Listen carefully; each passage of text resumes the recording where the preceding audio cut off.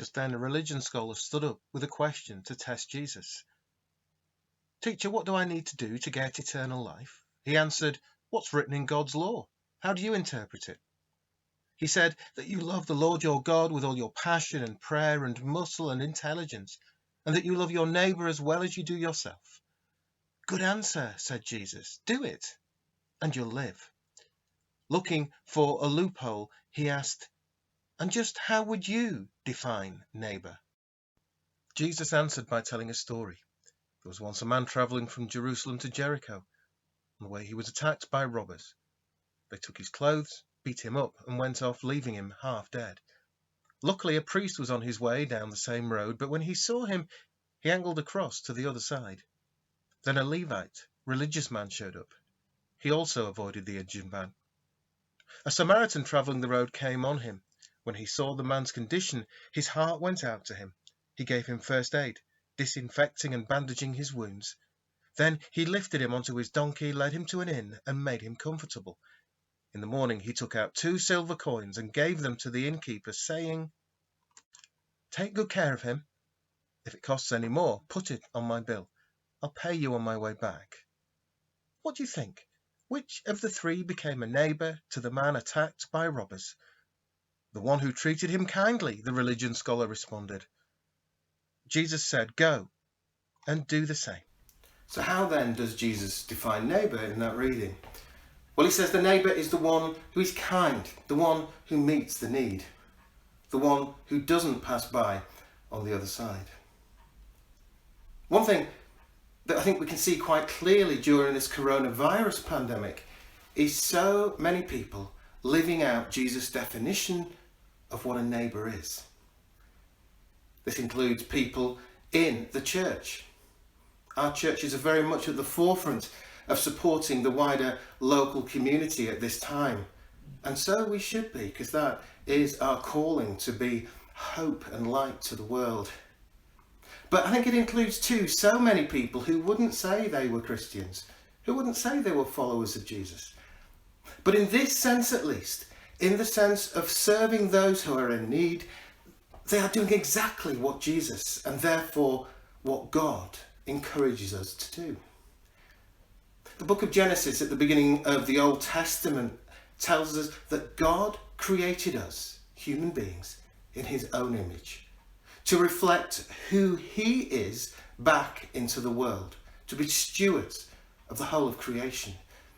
To me, there's so much evidence that we're made in God's image at the moment. From the NHS staff to those working tirelessly in care homes and those working in the wider community, to Captain Thomas Moore, to you. We see a practical understanding of who our neighbour really is. A couple of weeks ago, I spoke about how it seems that there's a lot of pressure being put on people to do amazing things during this period of lockdown. And I said the truth is, for many of us, staying at home really is what we can give. For some people, homeschooling takes up so much of their time and energy. I want to stand by all of that because I really don't think God puts overwhelming pressure on us.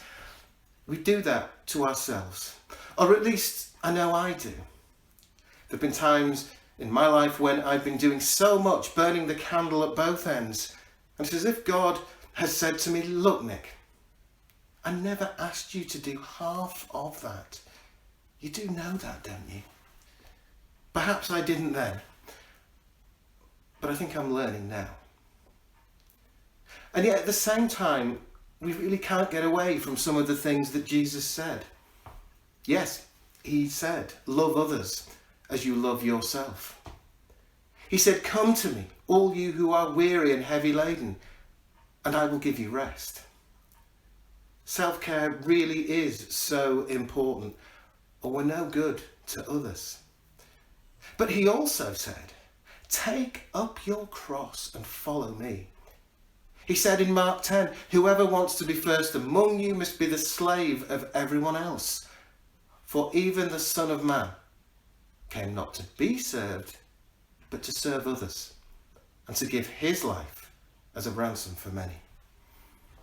He then went on and practiced exactly what he preached. So, in other words, we as Christians are called to serve others.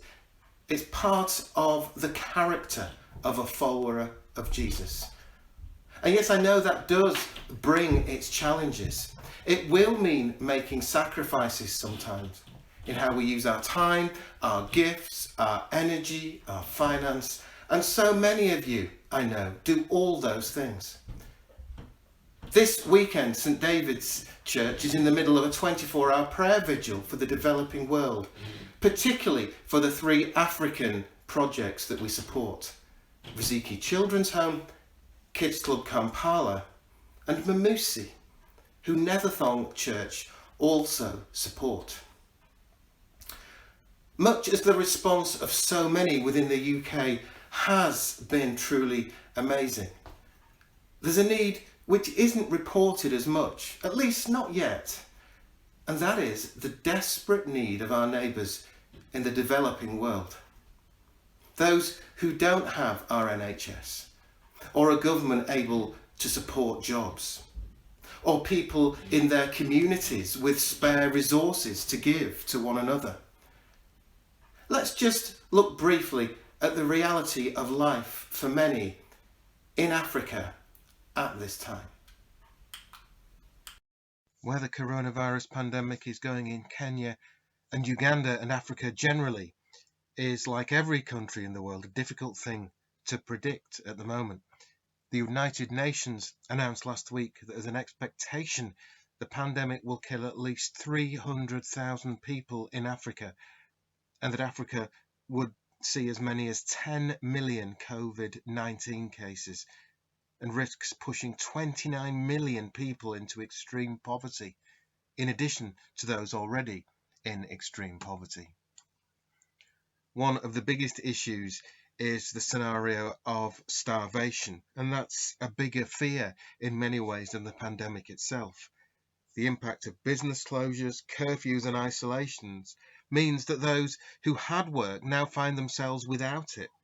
Those living hand to mouth find no daily work, and those who have livestock face the huge challenge of market closures or markets at least being limited in attendance.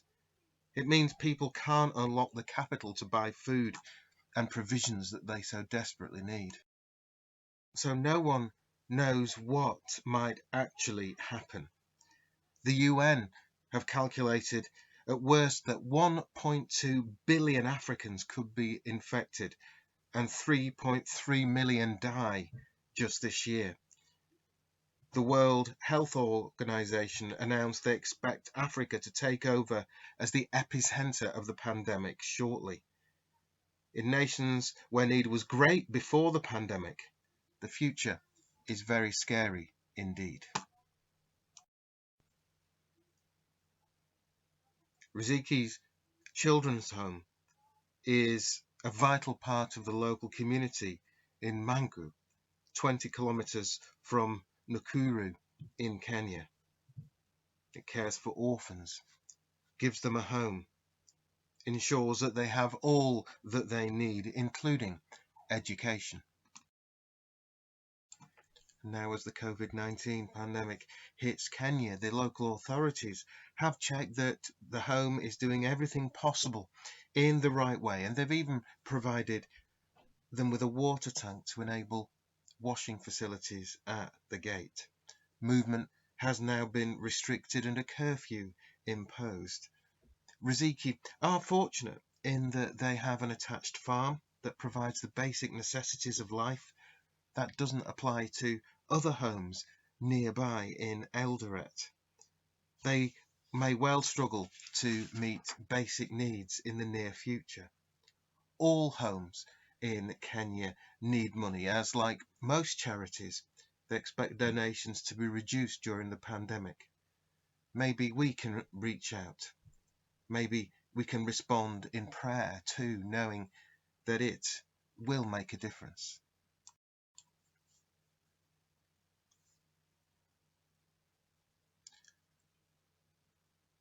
The Ugandan children which Kids Club Kampala works with come from extremely poor households among the slums of Kampala.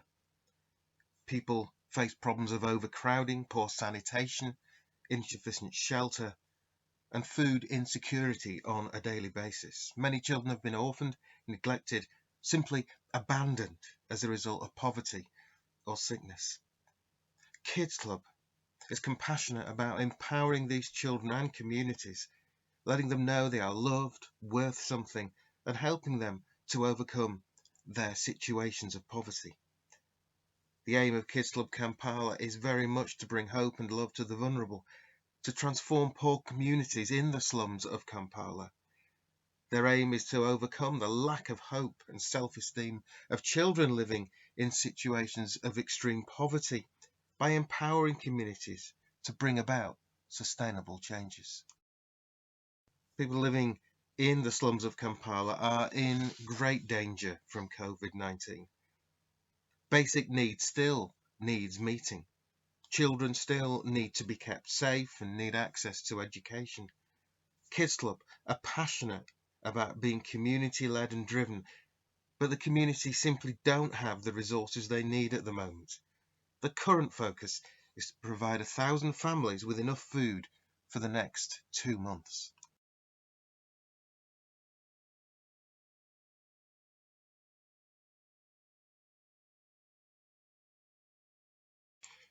Mamusi has been doing incredible work in Kenya for 15 years now, founding schools, bringing children and families hope through education, giving practical support, teaching skills to the whole community. Last week, the Kenyan government announced another 3 weeks of lockdown. In a nation where many people struggle to survive at the best of times, response to the President of Kenya was heartfelt from the people. God help us, they said. Acute food shortages now for those living hand to mouth. And does he know the damage that is already caused? I wish he did. Also, in the last week, heavy rains have arrived in Kenya. 4,000 people lost their homes on the first day. How does a person stay home and save lives if they have no home? More rain is forecast for the next couple of months, bringing with it even more problems to contend with. These are people who've already lived this year with droughts and locusts, now living with a pandemic and floods. Mamusi's newest project is called Smart Aid. The approach here is to help people with a hand up rather than a hand out, helping unlock the capital people have tied up in their livestock, a bit of a circular economy approach. People can't buy food because they don't have the cash, because it's tied up in their livestock, and they can't sell it at the market. People can't sell food as buyers don't have cash to buy. So in response, rather than giving food aid to both parties who face starvation, Mamusi will buy the goat and keep the local economy going. But critically, the money that's been unlocked will also be available to invest in education at a later date when markets reopen and the country gets back on its feet. For a single donation that Mamusi get, they can help 2 families to eat, and that money will then come back in its entirety for education at a later date. Here's an example of just one text message sent from someone in the community at Magadi to Mamusi. Good afternoon, bro. You are really doing good by sensitizing our community on corona and need to staying at home. You are the kind of a leader we really need, someone who will stand with his people in times of hardship. You have proven to be one. Pass our sincere gratitude to Matthew Norton. We really appreciate his act of charity. It is really sad that it's someone from United Kingdom who can shed tears and act shiftily to helping our people than those we trusted with leadership. Matthew has proven to be one of us, regardless of colour. We love him and we will always be grateful to him and the Mamusi Foundation. So please do continue to pray for Mamusi, for Kids Club, for Riziki. Pray for countless people throughout the world who are facing similar life-changing and life-threatening times right now.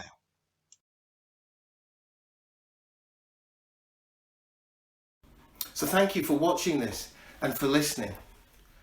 Thank you to those of you who've been part of the prayer vigil for Africa. Thank you for those who pray continuously and those who will continue to pray over the coming weeks. Thank you if you feel prompted to respond in some other way, either locally, nationally, or internationally. So here's the thing. Please do look after yourselves and your loved ones. Don't put pressure on yourselves. But do ask, God, what are you saying to me, to my family right now? How can I be a blessing to others? Please do continue to support the NHS and all carers. Continue to support the local effort here in the Valley. As you walk around, see those rainbows. Remember, they are signs of hope. Noah's family were the first ever in lockdown for 40 days and 40 nights, but they came through it. And with God's help, so will we. As you see then those rainbows, please do take to heart Jesus' teaching about who our neighbour really is. And ask him to reveal to you, to reveal to all of us, how we might be instruments of hope and a practical help close to home in Africa and elsewhere too. Please do all these things because God's love for every single human being is beyond comparison. Every single human life is sacred. Please do all these things because God called us to serve one another, to love one another just as he loves us. Amen.